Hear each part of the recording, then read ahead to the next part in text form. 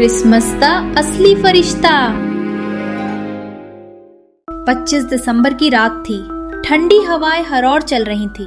शहर में चारों ओर लाइटें ही लाइटें चमक रही थी। हर तरफ चर्च की घंटियां, क्रिसमस की चल पहल और खुशियों की आवाजें थी। लेकिन शहर के एक कोने में छोटी सी झोपड़ी में रोहित अपनी बीमार माँ के पास उदास बैठा हुआ था। उसके पास अपनी बीमार माँ के इलाज के लिए पैसे नहीं थे। कुछ मजदूरी मेहनत करके हर रोज वो अपनी माँ की थोड़ी बहुत दवाई जुटा पाता था। रोहित बेटा, आज तो क्रिसमस है।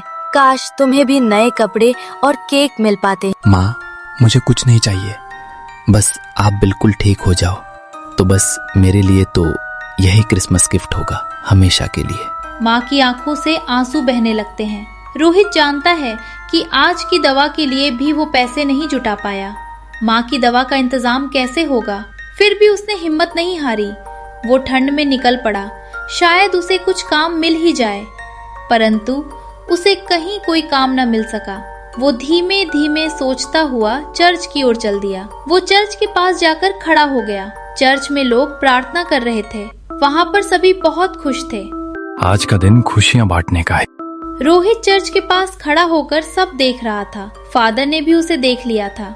हे भगवान, अगर आप सच में यहाँ हो तो मेरी माँ को बचा लो भगवान, उन्हें ठीक कर दो। मेरे पास उनकी दवा के लिए भी पैसे नहीं है।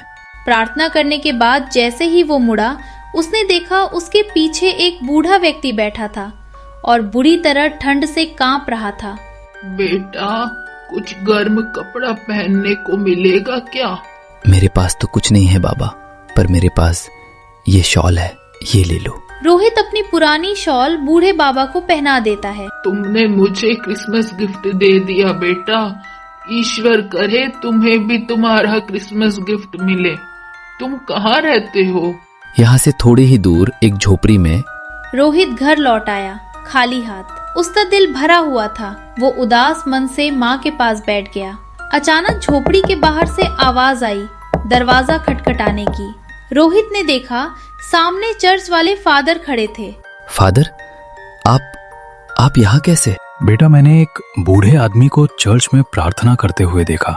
उसने प्रार्थना की है कि जिस लड़के ने मुझे ठंड में अपनी गर्म शॉल दी है, उसे क्रिसमस गिफ्ट जरूर भेजना।